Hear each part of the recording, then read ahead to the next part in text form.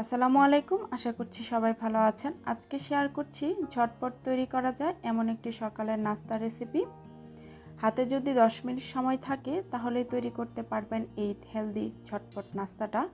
আশা করছি আজকের রেসিপিটা ভালো লাগবে। প্রথমে আমি 1 কাপ আটা নিয়ে নিচ্ছি, আপনারা চাইলে ময়দা দিয়েও তৈরি করতে পারবেন। দিয়ে দিচ্ছি সামান্য একটু লবণ। এখন অল্প অল্প পানি দিয়ে আমি একটা সফট ব্যাটার তৈরি করে নেব। খেয়াল রাখতে হবে ব্যাটারে যেন কোনো লাম্পস না থাকে, স্মুথ একটা ব্যাটার হবে। আমি দেখিয়ে দিচ্ছি ব্যাটারের কনসিস্টেন্সিটা ঠিক কেমন হবে। ব্যাটারের কনসিস্টেন্সিটা এরকম হবে। এ পর্যায়ে দিয়ে দিচ্ছি 1 টেবিল চামচ ধনেপাতা কুচি। এখন ধনেপাতাগুলো ভালো করে মিশিয়ে 5 মিনিটের জন্য রেস্টে রেখে দেব। এখন একটা বাটিতে 1/4 কাপ পরিমাণ শসা নিয়ে নিচ্ছি, 2 টেবিল চামচ পেঁয়াজ কুচি, 3 টেবিল চামচ গাজর কুচি, হাফ টেবিল চামচ সাদা গোলমরিচের গুঁড়া আর 2 টেবিল চামচ টমেটো সস। এগুলোকে ভালো করে মিশিয়ে নিচ্ছি।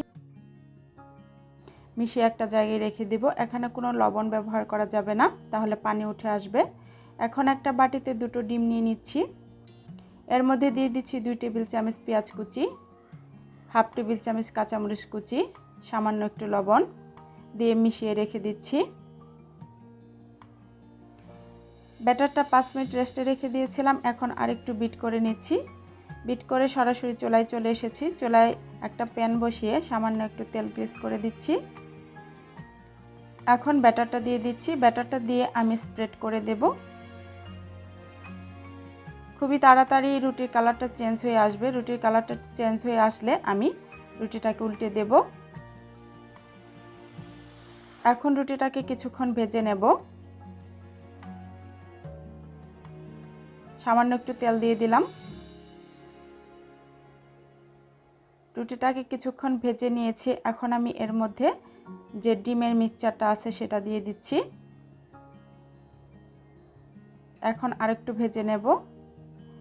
এ পর্যায়ে দিয়ে দিচ্ছি যে সালাডটা তৈরি করে রেখেছিলাম, ওই সালাডটা দিয়ে দিচ্ছি। উপরে একটু লবণ ছিটিয়ে দিলাম।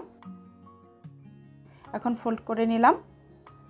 আরেকটু তেল দিয়ে এটাকে ভেজে আমি নামিয়ে নেব।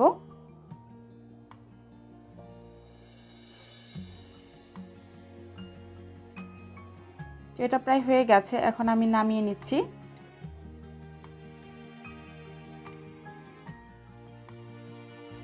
আবার ব্যাটার দেওয়ার আগে অবশ্যই টিস্যু দিয়ে মুছে নিতে হবে। টিস্যু দিয়ে মুছে নিয়ে আরেকটু তেল দিয়ে আবার টিস্যু দিয়ে মুছে নিতে হবে।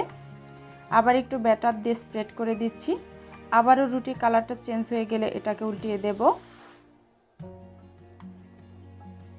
এটা আমি একটু অন্যভাবে দেখাবো। এটা একটু ভেজে নিচ্ছি, এপিট ওপিট করে ভেজে নিয়ে তুলে নিচ্ছি। তুলে অল্প একটু তেল দিয়ে দিচ্ছি ফ্রাই প্যানে। এর মধ্যে দিয়ে দিচ্ছি ডিমের মিক্সচারটা, তার উপরে দিয়ে দিলাম রুটিটা। আপনারা চাইলে এভাবেও করতে পারেন, আবার ওইভাবেও করতে পারেন। আপনাদের যেভাবে করতে সুবিধা হয় আপনারা সেভাবেই করে নেবেন। তো আবারও একটু তেল দিয়ে উল্টে পাল্টে ভেজে নিয়ে সালাডটা দিয়ে ফোল্ড করে নেব একই প্রসেসিংয়ে। আশা করছি আজকের রেসিপিটা আপনাদের ভালো লেগেছে। আপনাদের ভালো লাগলে আমার সার্থকতা। খুবই ঝটপট তৈরি করা যায় এই হেলদি নাস্তাটি, ছোট বড় সকলেই পছন্দ করবে। তো রেসিপিটা যদি ভালো লেগে থাকে প্লিজ চ্যানেলটি সাবস্ক্রাইব করবেন, লাইক কমেন্ট শেয়ার করতে ভুলবেন না। তো আবারও ফোল্ড করে একটু ভেজে এটাকেও নামিয়ে নিচ্ছি। এভাবেই আমি সবগুলো নাস্তা তৈরি করে নেব।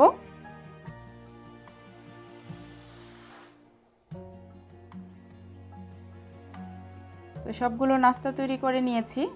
আশা করছি আজকের রেসিপিটা আপনাদের সবার ভালো লেগেছে। তো আজকে এ পর্যন্তই, আবারও দেখা হবে নতুন কোনো রেসিপিতে। সে পর্যন্ত ভালো থাকবেন। আল্লাহ হাফিজ।